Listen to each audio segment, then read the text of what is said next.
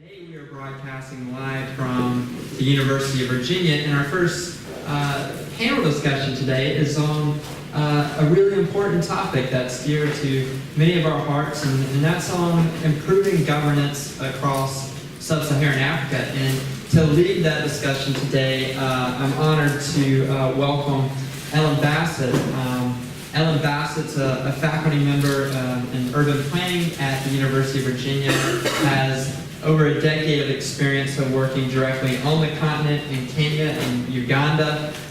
In addition, Ellen is a site lead for the University of Virginia on the curriculum committee, who is responsible for building the program for the presidential precinct. So it's with my honor to welcome you, Ellen, and our distinguished panelists that are here today. I'll turn it over to you.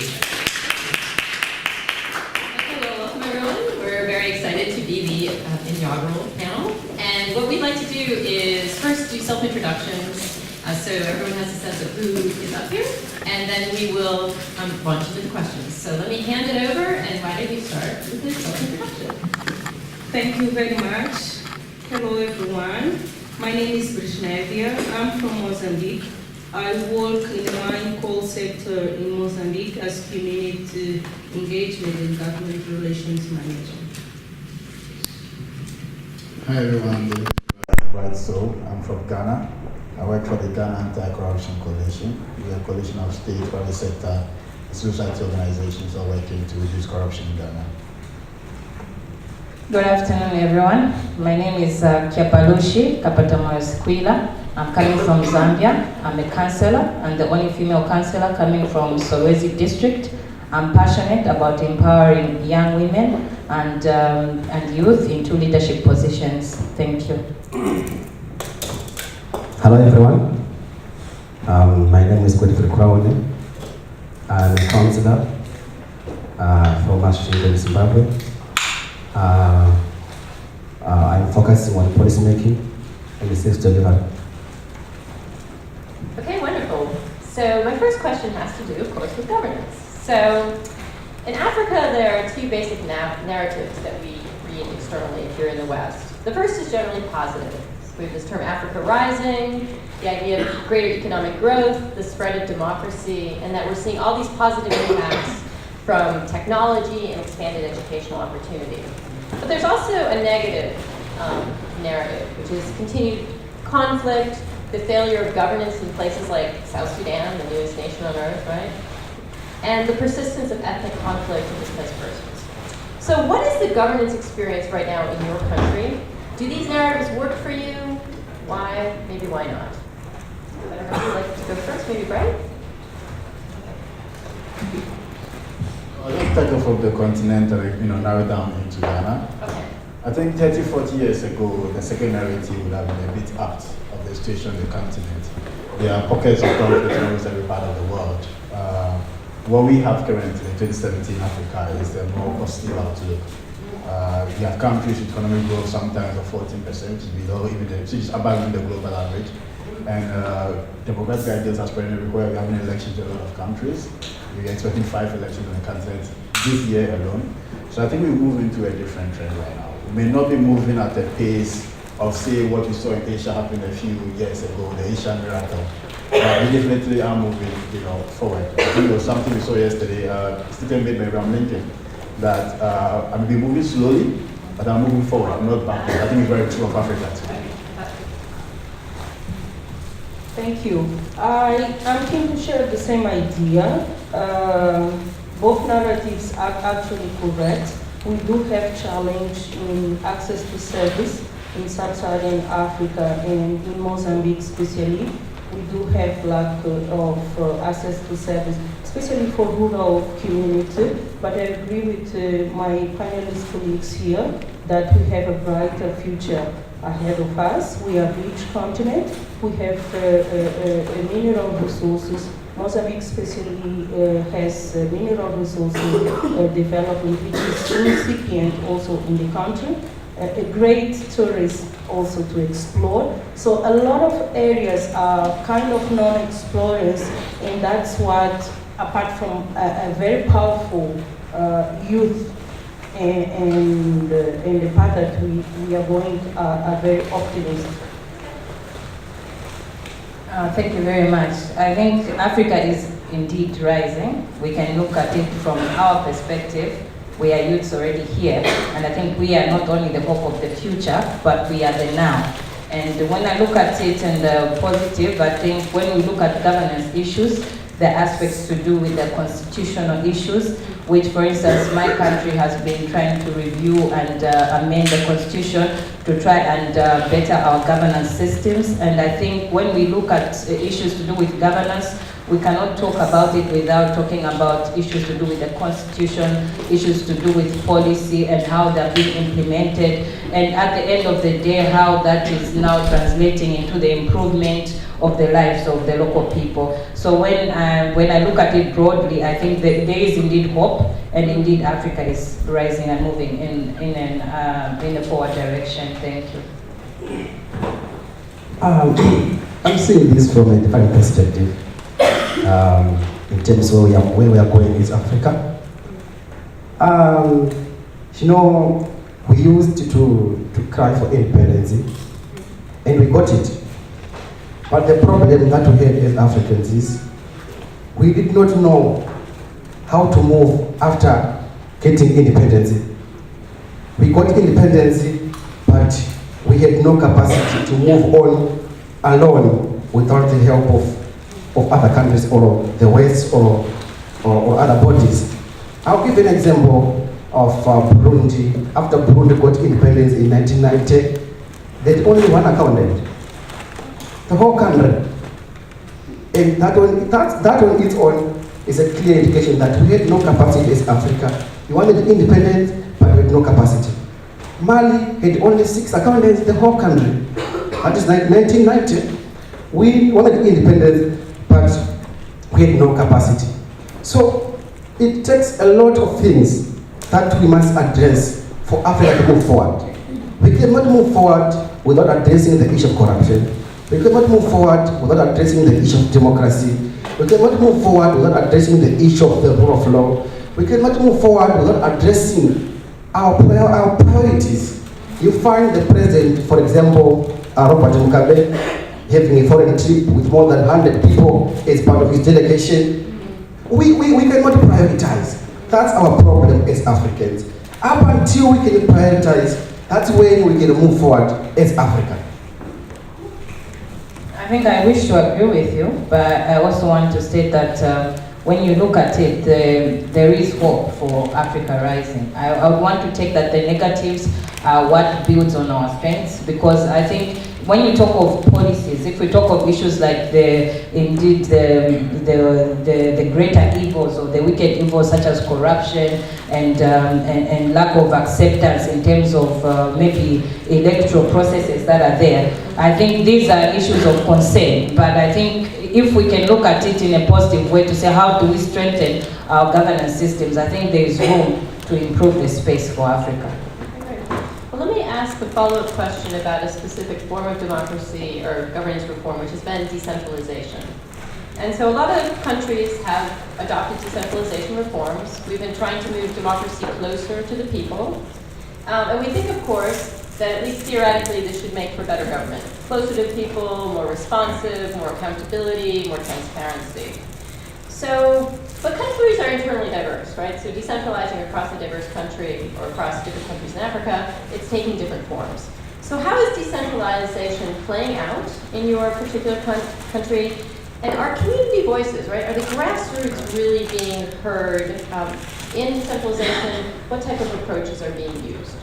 Thank you very much. I think for Zambia, I would like to state that being a councillor, this is the lowest level in terms of decision making, and I represent people at the grassroots level. We have a lot of structures in place. We have different frameworks like the district development coordinating committees. We have the provincial development coordinating committees. These are framed structures that are there. Of course, we have our gaps that they are not framed in terms of an institutional or a constitutional, we don't have a constitutional backbone. So we have those gaps. But when we talk of the process or the structure of people participating. I think Zambia has a very clear roadmap, because at my local level we have what we call the Ward Development Committees. The Ward Development Committees built into bringing decisions to the municipal councils or the councils themselves, and then on to those structures. But I think we have a challenge in the sense that the bureaucracy, you can identify an issue as people at the grassroots level, but by the time it passes through the different channels of the decentralization that are provided within our government systems, you find that we have now to face the real animal, which is limited resources, and equal distribution of resources, because then you find that instead of addressing the issue, you are addressing another problem in itself. So decentralization, I think we as Zambia, we have the decentralization policy in place. The implementation of it is readily available, but there's also an aspect of giving power from someone to some other person. And when you talk about those dynamics again, it becomes a challenge, because people do not want to devolve the power to the lower levels of society, and it brings a different challenge. Okay, I do agree with her. You know, decentralization will remain a theory in Africa. It will remain on paper. I'll give as an example, in Zimbabwe, we have a new constitution that has almost 4 years in existence right now, and it clearly states we should have the provincial councils, but up to now we don't have any. So you find that the leadership that we have in Africa feel threatened by decentralization. They would like to maintain their power. To them it's a threat, so you find that there is lack of political will to implement decentralization. So it will remain a theory, and it will remain on paper. Well, in terms of the experience from Ghana, the legislative and policy framework for decentralization is very much in place. What I think is missing is the implementation of it, for us to realize the fullest meaning of what we have. The blueprint is beautiful, I can assure you of that. The avenues in there for citizens, community members to participate, and they are in there written, are often ignored. The second issue we have is where you have elected members, as we have the councillors here, I'm very privileged to share the stage with, who are supposed to be a go between the community and officials. You realize that in our experience, just a one-stream direction. So it's from their house to meet local government officials. The consultation with the people often does not happen. So often the views that come there are views of the elected members without having a thorough consultation with the people and carry them along. So often you have little conflicts where you have to determine, for example, property rates and little levies that the citizens are supposed to pay, because there was no consultation. And they would have said to you, well, if they had consulted us, we could have said this is too high. It would have been willing to pay something lower. So you have a situation where you set rates, and a lot of people are trying to dodge the tax net because they're simply not consulted. So the avenues for consultation certainly are there written in there, but they are not actually being implemented. Thank you.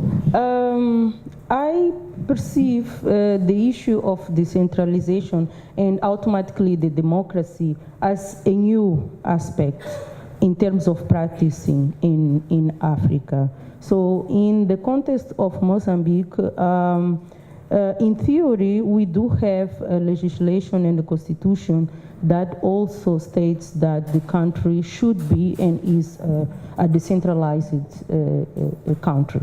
But we do have the governance structures in place. We do have a parliament. We went go through the election and voting systems, and we also have a traditional community structure on the ground that they address the issues and do the community inclusion at the ground level. So Mozambican government is trying to empowering each time more the local structures at the provincial, at the district, and at the community level. Let's say if you have a village leader, we have a community local court system in place, and they report to a DA.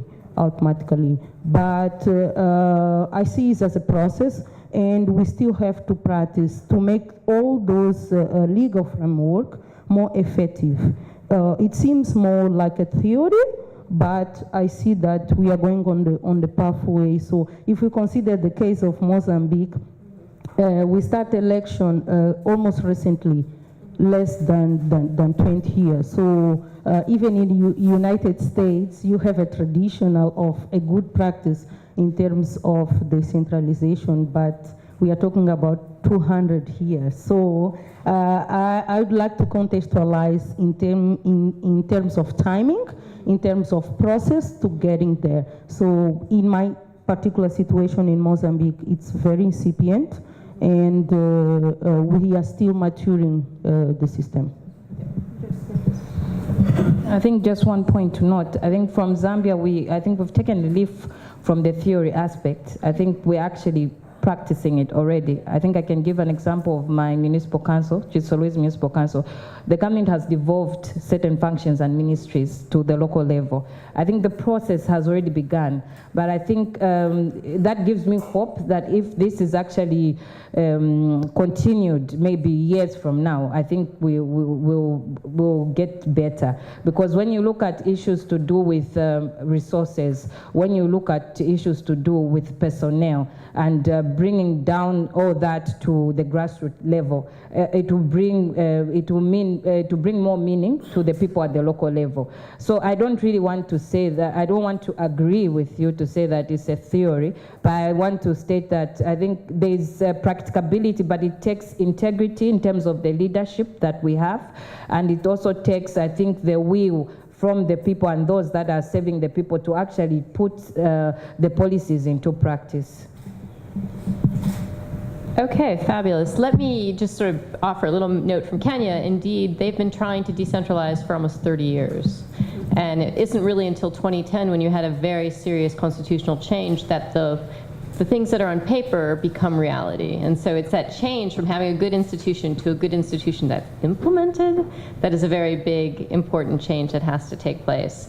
Let me follow up with one more question, really addressed on one of the issues you brought up earlier, which is our favorite discussion in Africa is corruption.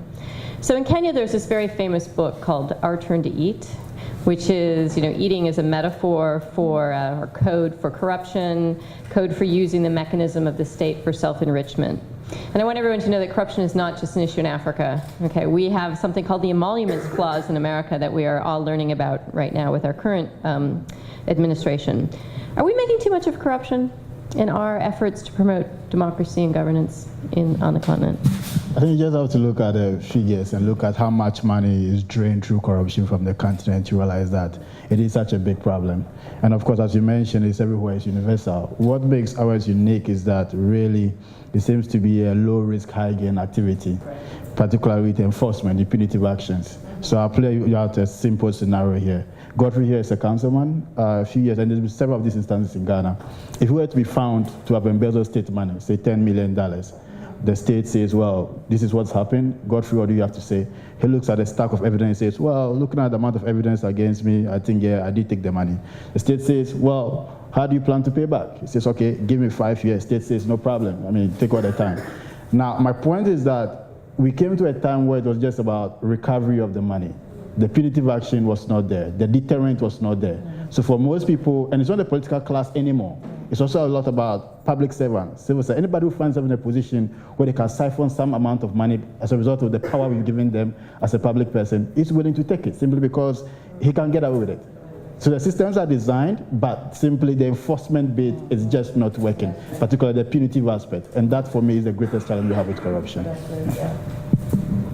I wish to agree with him. I think the enforcement aspect is what is lacking in our countries, and I think if we can just enforce that aspect, I think that a lot would be done. Like for Zambia, we have the Auditor General's report, which comes out, and every time people are found wanting, but the enforcement itself.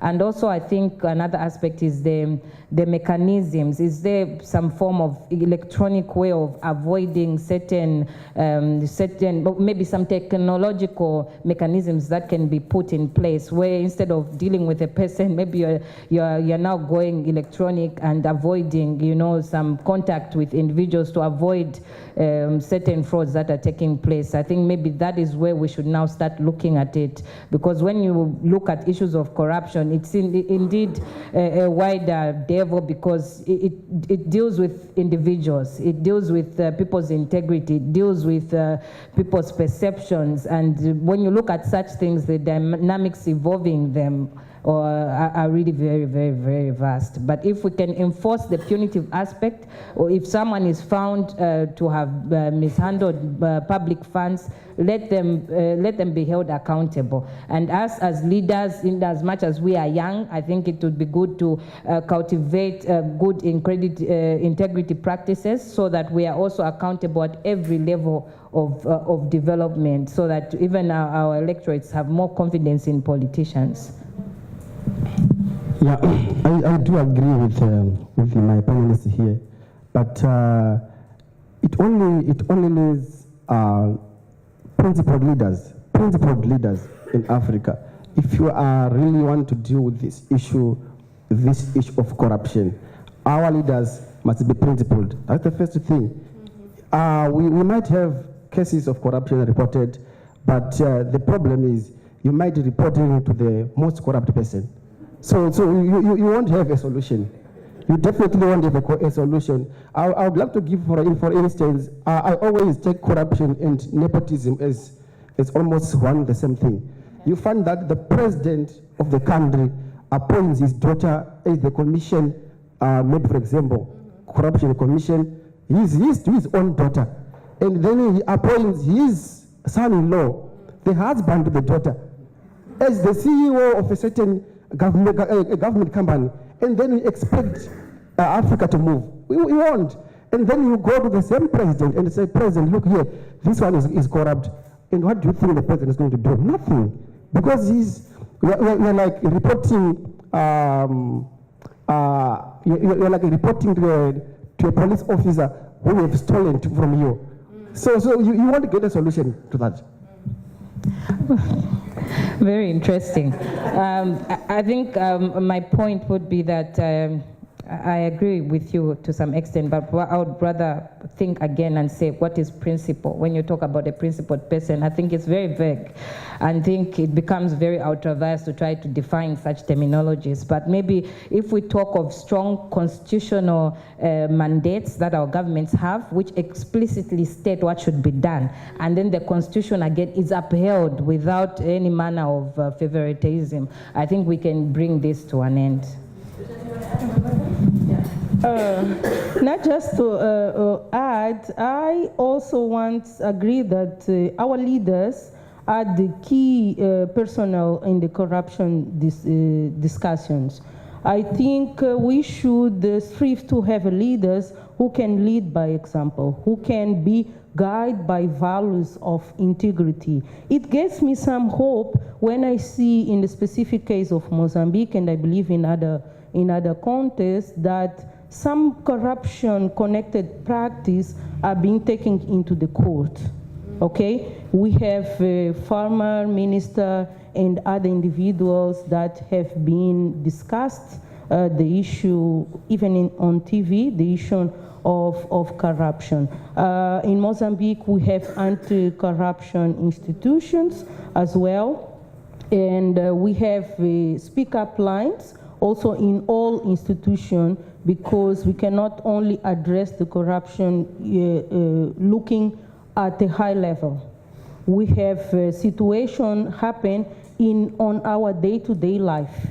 When a policeman stops you on the road, they ask for a favor, although you have all the documentation. If you show them all the documentation, they won't let you go, they'll find another problem.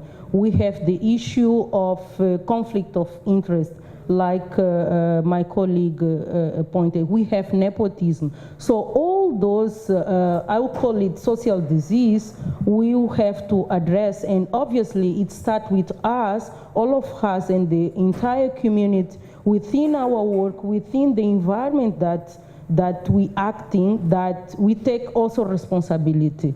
If I'm on a cabinet that I need an approval, and if the law says 45 days, let's wait for it. Okay. Why do I need to go and say, hey, can you deal with that in 3 days? Let's wait for it. So I would like to raise that as a person, we also have responsibility to fight this disease. Let's start with us not accepting, not practice any kind of corruption act, so that we also help to increase the system. Otherwise, the top level won't manage at the policy level if we as a citizen, we give money to the teachers so that our sons can transit to other grades. Thank you. I just want to quickly touch on two things my colleagues have mentioned. The first bit has to do with this family tree sort of governance approach. And for me, the problem is not so much as in putting members of your family in positions. The problem has to do with how independent state institutions are that are supposed to act. So if my daughter, I'm president, my daughter is a minister of state, I mean, as far as she's competent, why not? But if she should be involved in a corruption scandal, and the state institution that's supposed to act and investigate is allowed to do its work independently, there's no interference from the president, I think that we should still not have a problem with that. The problem has been that most of the time, these state institutions are not truly independent. Most of them are handcuffed, but they still have to take instructions from the presidency. So for me, the independence of the state institutions that are supposed to act is a bigger problem that often, makes these sort of things look like a much bigger issue than they should be. Second bit has to do with the issue of, because you mentioned machinery, and it's also a discussion that's going on a lot in my country. There's always been this new wave of thinking that let's take the people out of there, let's put machines there. And of course, on a lot of levels, it makes sense. Machines do not ask for bribes. They do not ask for extra money. They do the work they're programmed to do. But for me, in assessing public service, I think there's one more thing we need to look at. There's the issue of reliability. And even if you have machines there, but the service is not reliable, people will still find ways around it. I'm going to give a very specific example. You're trying to get a passport in Ghana, and there are two streams. There's the ordinary, there's the express. Express is supposed to be faster. So if I pay higher for express, it should take me like 48 hours to get it. Ordinary takes me, let's say, probably a month to get it. Even if I have to go through the whole process of acquiring the passport using a machine, and you do not deliver on the set time, that social contract is not adhered to by the public institution. I have to find a way around to get a passport because people need it. They definitely want to, find ways to get it. That's when they begin to speak to people they know and talk to this guy who works there to get a passport. So beyond the machinery, we must respect the social contrast between the public and public service institutions that render service to the public. If it's 48 days, it must be 48 days. If it's 2 days, it must be 2 days. There should be some sort of strong commitment to deliver, just as the private sector will, when they say we'll get you this done in 48 hours or we'll get you done in 3 days. And when the service becomes reliable, people can plan better. They have no incentive to offer money in order to get services. I totally agree with you. I think it's a back-to-back approach, like us as a citizens to do our role, and also the government institution to ensure that the systems and the institution and their rules, also the society rules, work. Very good point, right. Well, let's ask something a little more uplifting, if we can. So in the United States, we had our first election where a woman ran for the presidency, and we all know how that turned out. Our representation in government by women is low. We only have 21% of the U.S. Senate. And so getting women into political office has been a problem here, but it really remains and has remained a high objective in sub-Saharan African countries. But there's still a lag there as well. So what would it take to get more women into elected office in sub-Saharan Africa? What are the obstacles? And what might be the impact or result of more gender equity within governance? Okay, so I'll just briefly touch on that and I'll move to Kyapa. I'm sure she's itching to talk about that. Being an elected woman herself, she's itching to talk about that. So just to give you a bit of the situation in Ghana, the Chief Justice, the head of judiciary currently is a woman. Her predecessor was a woman. you had a Speaker of Parliament, that's basically the head of the legislature, who was a woman. In terms of representation in Parliament, out of the 275 constituencies, we really have about 37 of them being women. That's just about 13%, way short of the UN, recommendation of about 30% of representation. But the good news is that this percentage has been increasing over the years, just that the increment has been sort of marginal. And there are really a lot of challenges for women, who want to get into elected position. And again, I'm speaking from the Ghanaian situation. The first bit is that elections have become extremely expensive. It's a situation, it's also a situation that's caused by corruption, in the sense that it's the guy who can share a lot of money who gets elected. Every time somebody stands for office, people are expecting, what can I get during the time for the election? So it's not so much about the policies, it's about what can I get from the person aspiring for office. So it's made it extremely expensive, for anybody who wants to, contest. Second bit also has to do with the sort of attacks that come when you are, trying to get elected for office. There's always a lot of attacks, and you find a lot of women trying to shy away from this, because it goes beyond the personal. People talk about your family, people talk about all sort of, things that really it shouldn't be coming into the public domain. And the people who think I cannot take this, or I cannot, bring my family to this level of exposure, tend to shy away. And relatively, men compared to women a lot like to shy away from these things, at least my country's perspective. So that alone for me is a major block. The funding bit, the sort of attacks that come when some people are trying to get elected for office, it's a major block when women are trying to get elected. Just to also quickly put in something, we had a report from Ghana Integrity Initiative, which is the local chapter of Transparency International, that said basically that women in office are less corrupt than men in office. And while I used to doubt that, there was a situation in Ghana recently that had made me rethink, because there was a woman who was nominated by the president for local government position. The people said, actually, her party members said, we will not, accept her. We went through the issue, we realized that it was simply a matter of they knew the woman was not going to allow them to be able to carry out the corrupt practices and divert money as they would have expected, or as they would want. And that's why they were trying to resist her appointment. I think in a lot of scenarios, I've seen it, in a lot of examples I've seen it, when the women take position or when they are in power, it is very, very difficult, to sort of attach corruption issues to them. They've been a lot more straightforward, a lot more honest in public service. I think the experience of Ghana, the few women we honor a lot. They have high levels of integrity. So we'd very much like to see a lot more women, of course, take elected office. But these challenges are there, and we need to start addressing them, particularly the issue of the high cost of elections. Thank you, Bright. If we have more men who can have so much hope in the woman, then we can have a lot.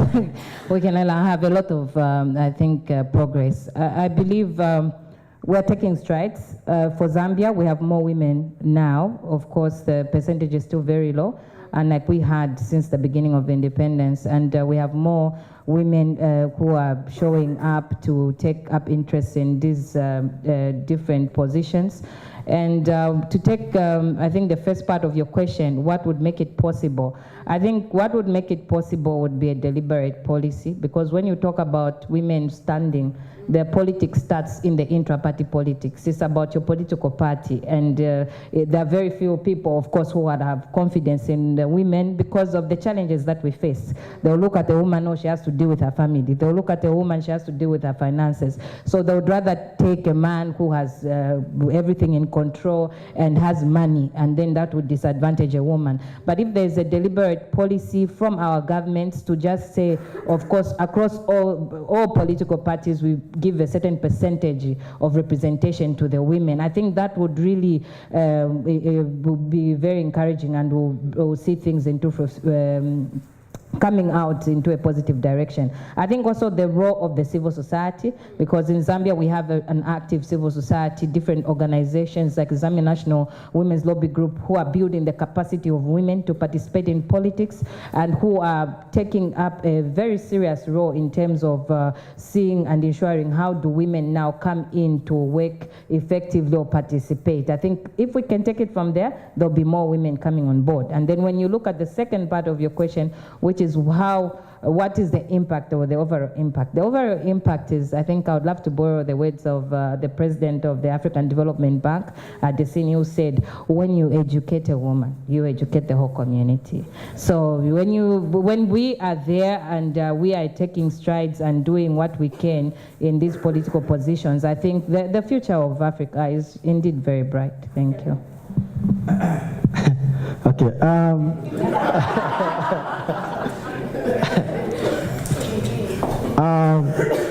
You know, in Zimbabwe, we've moved a step forward in terms of empowering women.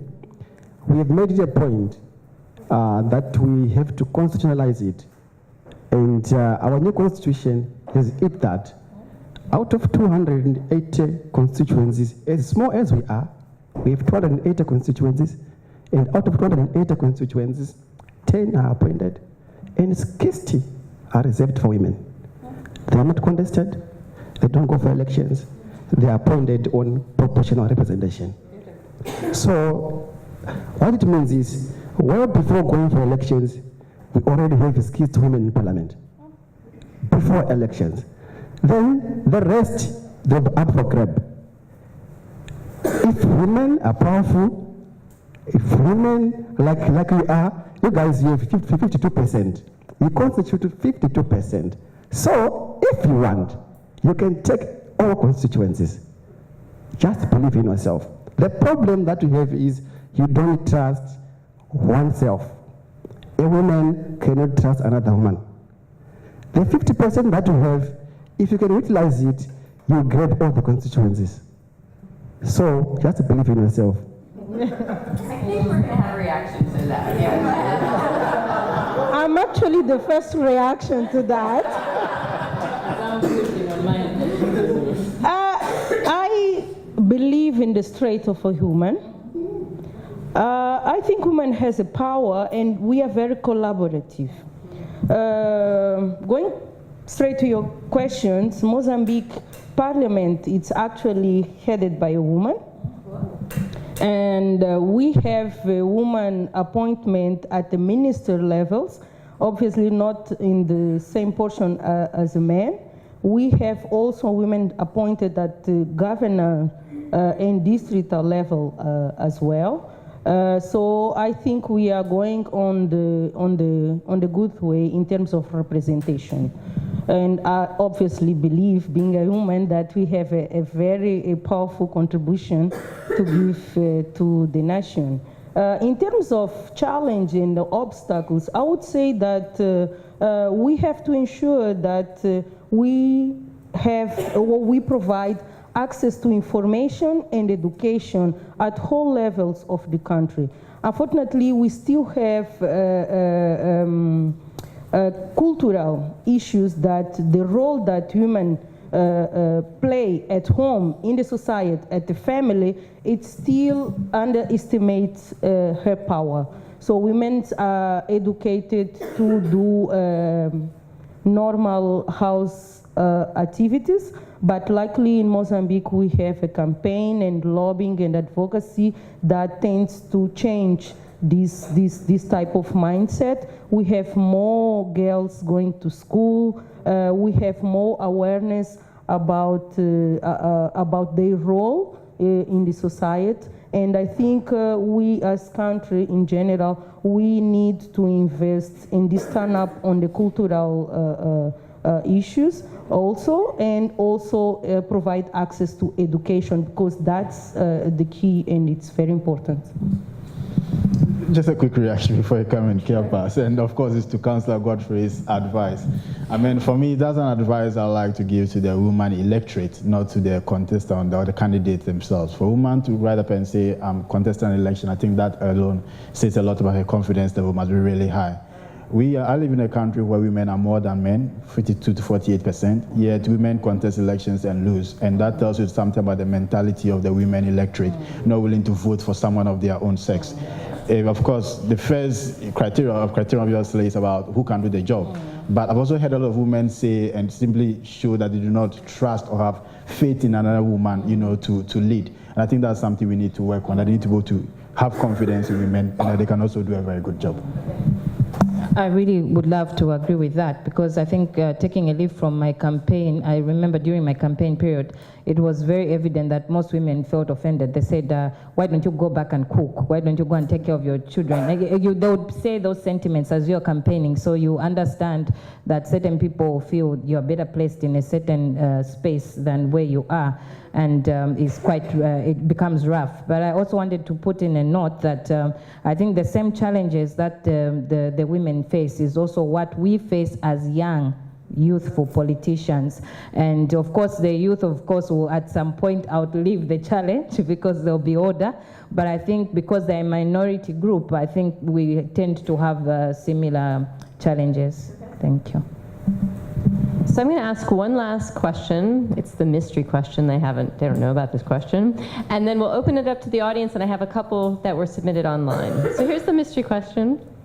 So institutions are of critical importance, right? We heard yesterday, or maybe it was the day before yesterday, that when Barack Obama visited various countries in Africa, he repeatedly said, what Africa needs is strong institutions, not strong men. So we know, however, that society is complex, right? There are myriad institutions. We've got rules for markets, we've got property right regimes, we've got banking institutions, we have judicial systems, we have laws that govern who can marry and who cannot. We have laws about whether you can have freedom of assembly, freedom of speech, freedom of religion. So these are all very critical to good governance and to a successful, peaceful civil society. So you are now president, or at least you're really, really influential, okay? What one institution, if you could reform in your country, would you prioritize to be changed to make your society better? Thought I'd make it an easy question. I think everybody knows my bias. coming from an anti-corruption background, I think for me to be the independent state institutions. I'm talking about institutions like the Commission on Human Rights and Administrative Justice that tends to investigate issues of corruption. I'm talking about institutions such as the judiciary that have to make this sort of pronouncement when people are taken to court on cases of corruption. For me, and for anyone who's lived in Ghana the last 5-10 years, it's amply clear that in a lot of scenarios, these institutions do their work with some sort of influence coming especially from the executive. That has been quite clear. For me, this is what I would like to see. I know when these institutions are truly independent and they have to the tax and doing their work, there'll be a lot more punitive measures, there'll be a lot more deterrent measures of people accused of corruption. And it will only take a matter of time for everybody else to toe the line because all of a sudden it becomes a very high-risk activity for anybody to engage in. Yeah. I think I would have a bias towards strengthening the institution of the local authorities, because the local authorities are the interface with the people. You strengthen the local authorities, you give access to water, you give access to housing, you give access to educational facilities. So I feel if we can strengthen the local authorities in my country, for instance, and in all other countries, I think we'll already reach the people at the grassroots. And I think there's a lot of hope with the strengthening of the local authorities as opposed to the central government. Thank you. In my case, I would definitely deal with the judicial system. The more the judiciary becomes independent, the more it produces results that are effective and with fairness. But in the case of Africa, you find the judge is appointed by the president. The chairperson of the Judicial Commission is appointed by the president. The chief justice is appointed by the president. So whose interest is that person going to serve? He's going to serve the interest of the individual who appointed him. So definitely, I would go for the judicial system. But all in all, having the judiciary, the executive, and the legislature, I would definitely make sure that there is a clear separation of powers. Because when there is no clear separation of powers, you find that the president will become the judge, the president will then become the Speaker of Parliament, and the president will become the president.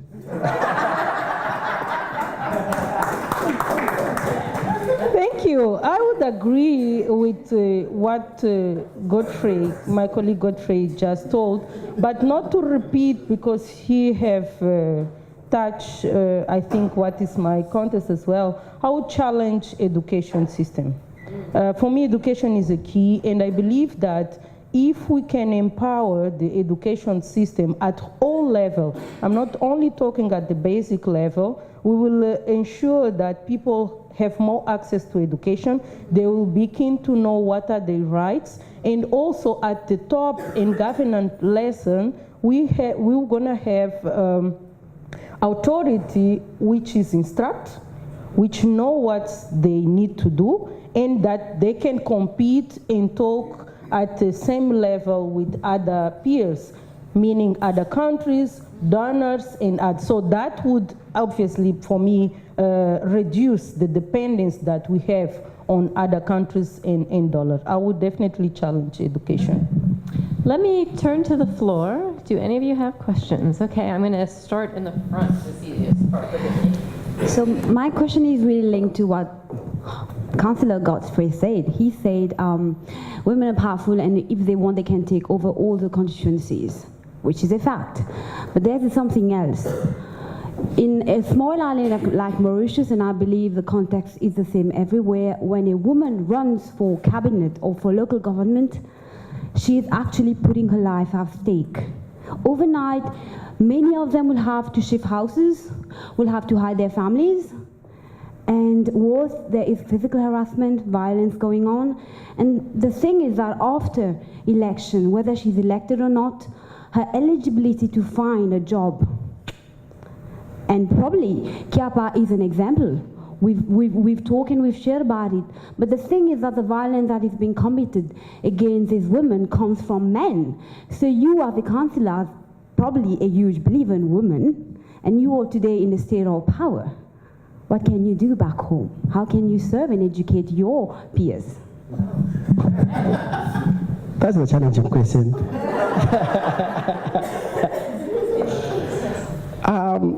As much as I would want to see women rising up, it doesn't take me as an individual to have those results.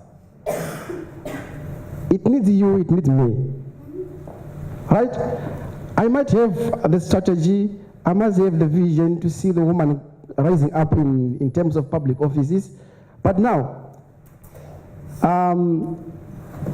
we had a campaign in Zimbabwe for women, which was dubbed Women Can Do It. It was done by women themselves. Right? But it needs the women themselves to come into board and say, no, this is what we want. And then me, I'll come to support you. You start the initiative, I support the initiative. I might start the initiative, but without your support as a woman, I can't have the results. So you need to have an introspect in yourself, you yourself, women, to say this is what we want. And if you have what you want, then you look for support from other people. I cannot start an initiative before you start it. So let's just finish with you, and then I want to try to sneak at least one more question in, okay? Go ahead. Okay, I think I understood the last part of her question to say that how do we encourage our peers, and being peers, of course, you have female peers in Zimbabwe who you can also encourage to become politicians. So I feel we have a role to play as young politicians, and maybe we can start doing that through, for instance, I'm doing some mentorship programs. Just to encourage other females to participate in politics. But beyond that, I think it's something that we can all do as young politicians and encourage them to participate. Thank you. Sorry, you know. All right, thank you so much. I have a question for Madam Councillor there, especially in relation to the issue of decentralization. And you have talked about how Zambia has made great strides in terms of actually being able to not only conceptualize the issue of decentralization, but also further implement it. I just want to ask if, or maybe how was Zambia able to actually decentralize? Because what tends to happen, or maybe what is happening back home, is that we have got a very wonderful decentralization policy in paper, which speaks to how much government is taking not only services to the people, but also devolving power and authority to other stakeholders. So how did it happen? Is it devolution of power, or is it delegation of responsibilities? Thank you very much. Actually, I'll be very quick with that. It's actually the devolution of power. And what we've done is the government has given us certain ministries. So we are starting phase by phase. We can't all do that at once. So what the government has done has given us those ministries that are closer to the people, like Ministry of Education, Social Welfare. They have come back to the council. So what the government is doing is taking strides by giving us certain sectors slowly by slowly, Ministry of Agriculture. So now in the full council, we have the ministries that are dealing directly with the basic lives of people, being devolved from central government down to the local authorities. So we've had that decentralization on paper for a long time, but I think I must mention that now we have a practical aspect coming in and seeing these officers now sitting in the full council, and we are now, as councillors, being able to participate in what they are doing at our level. Great. I want to acknowledge, in fact, we had a question that was addressed to you that said, what will it take for the power to be devolved to the grassroots level? And it sounds like it takes political will. Exactly. Sounds like it takes a good plan as to what the most immediate needs are. Definitely. Okay. Like I mentioned, the issue of decentralization borders on giving away power from central government, and because of that, it becomes very, very difficult for people to release the power that they have. But I think, like I said, if we have politicians who understand the importance and what decentralization means and appreciates the process, I think then it will be possible to really decentralize and devolve the functions. So We have one more question? Online, okay. So we have one last question, the one that I was handed, yeah? Which is really trying to speak a bit to you, Godfrey, in particular. What role do you see as CSOs, community-based groups, playing in governance, especially when you have a repressive regime? Okay. I'll quote from Martin Luther King. He said, "Our lives begin to end the moment we become silent about things that matter." So I think it is the role of the civil society to be the voice for the voiceless. In a government which suppresses people, no one will be willing to voice. And there will be no checks and balances on how the government is operating. So I strongly feel that it is the duty of the civil society to speak on behalf of the people, to make those checks and balancing as to how is the government performing, who is doing what, and who is not doing what. So that's, in my thinking, should be the main role of the civil society. I think civil society really needs to be able to run along with the citizens of a country, in the sense that, and a politician said this to me a time ago, that a civil society organization, you do not vote. In other words, what matters to them is those who vote. And the organization does not vote. They let people or the citizens in the country who vote. Now, often we do a lot of research. We seem to understand issues a lot better because we spend a lot more time delving into that. Now, when we've come to that level of awareness, or we have that capacity built, we need to be able to share this with the citizenry and carry them along with us. Their voice, especially to the political class, is a lot stronger than ours. So we need to be able to share, we need to be able to govern their support and bring them along with us. I think that's a very powerful way to go. I'd just like to conclude on that with something that I actually saw just on Monday at the Rotunda, a statement made by Jefferson in 1789, and I'm going to quote him. He said, "Wherever the people are well informed, they can be trusted to hold their own government." So when they are well informed, that for me is very key. And that's the role of civil society, to keep them informed.